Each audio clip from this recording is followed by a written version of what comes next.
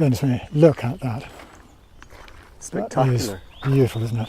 It is. Look at these Hemeroculus come out in the sun. It's absolutely magnificent.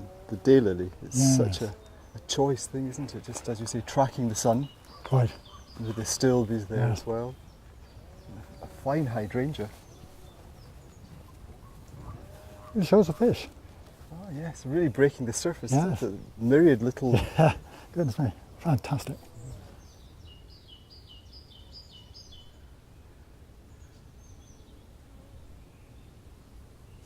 Ah, here's a great plant. Look at this. This is the Rhododendron Eucusimanum with the beautiful felted leaves. Look at It's that for texture. exquisite, and such a beautiful bouquet to go with it. Yes, It's absolutely. Yellow Yes, spring, fantastic flowering, little plant, yeah. isn't it? very healthy. Wow, look, just at that gunner there. It's so powerful, so architectural, isn't it? That is huge. Yeah. I wonder how long that's been in situ. Oh, many years. Indeed. It's Beautiful. quite exquisite, isn't it? Beautiful.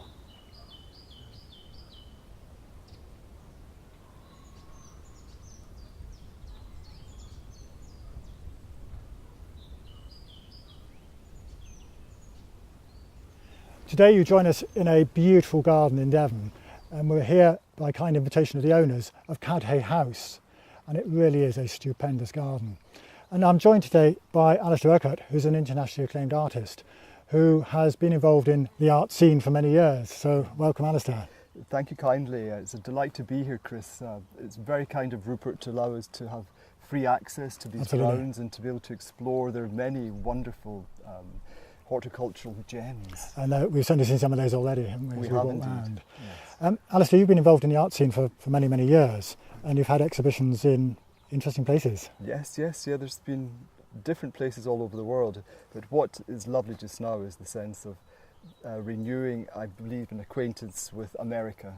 Yes. It's one of my first international exhibitions Right. was a part of a European Masters exhibition with the Xantamans in Carmel in California. Yes. And it's just been nice to beginning to get back at this time in my life to those markets and those Yes. places and Yes. those opportunities, and hopefully meeting some of the people that would originally have bought work at that exhibition. And your clients hang your pictures all over the world in their private collections and corporate locations as well, I believe. Yes, that both. I mean, I think the thing is when you're dealing with universal subjects, Yes. they will have universal appeal, Yes. and that's what is the connecting rod for me. So it doesn't matter which country, whatever people, there's this common sort of essence, this sort of line of interest. Yes, which absolutely. people can connect Yes. with you. And we've certainly got a lot to connect with. My interest in gardens started a very long time ago, and certainly seeing this wonderful herbaceous border has kept that interest going again. When did your interest start in gardens? Well, really keen, sort of beginning to get in propagation and things, was after I got married. We lived in the country, and our next door neighbours were very keen country people, and they imbued us with all the folklore and Yes. the sort of the techniques of gardening and, Yes. and everything. So Yes. they were fundamental in really making it a very concrete, very vital part of your everyday life. Fantastic. And that's just grown and grown. Absolutely. And talking of growing, we're standing in front of wonderful perennials here. Look at that Naphateria. Is that spectacular or what? It is a true joy, and the way the light's catching it, and the way it's just dancing Yes. in that light breeze, Yes.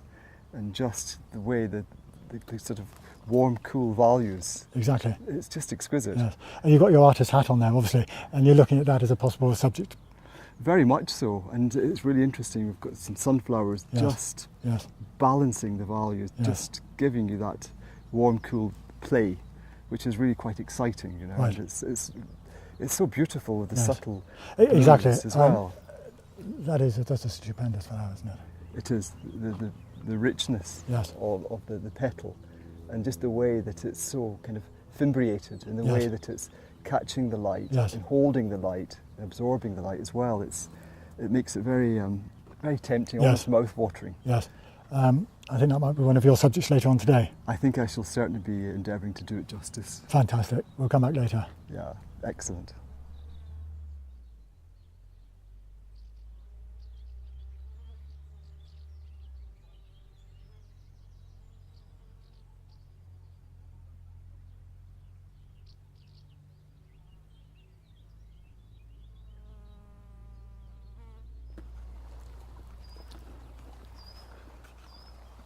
You found some inspiration, Alasdair. Indeed so.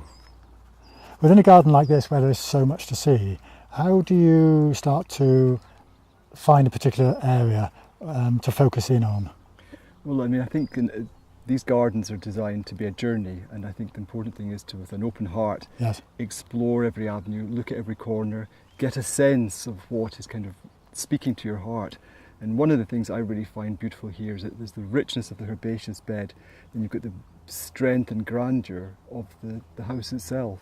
And they are absolutely interlinked, aren't they? They're Yes. indivisible, and I Yes. think that what the head gardener Davy's done here is magnificent, because it really complements the sense of the house, the Yes. sense of the grounds, and it celebrates it. Absolutely right. And And the scale within the drawing, yeah, I'm not questioning your scale and whatever, but to me that would be incredibly difficult to put that all together.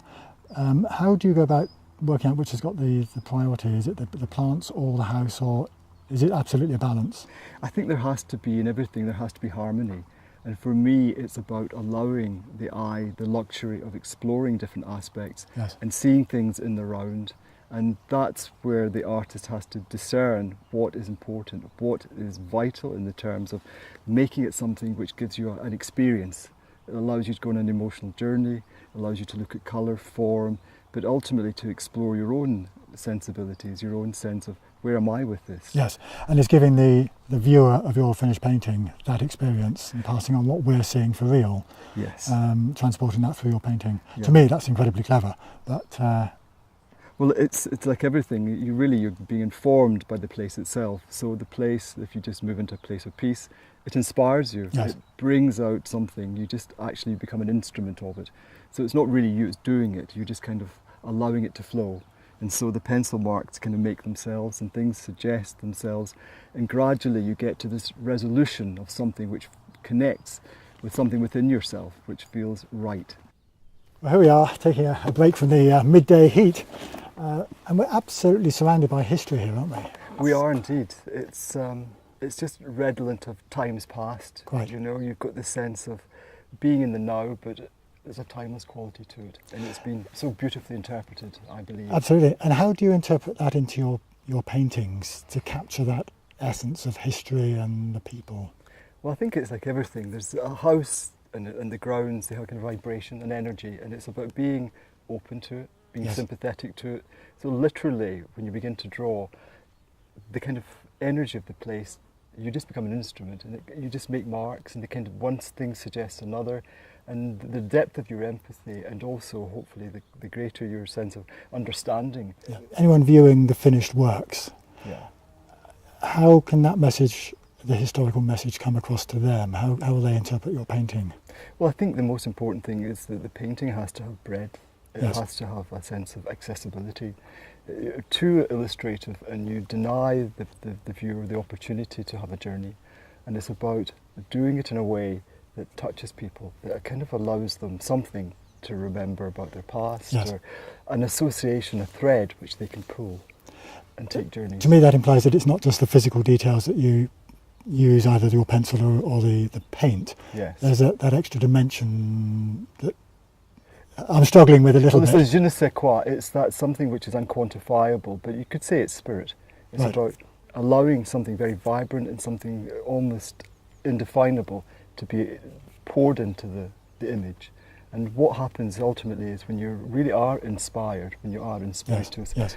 the energy of the place informs you, and it guides the hand, and then there's this dance between the place and the painting itself. The painting then begins to take a life of its own.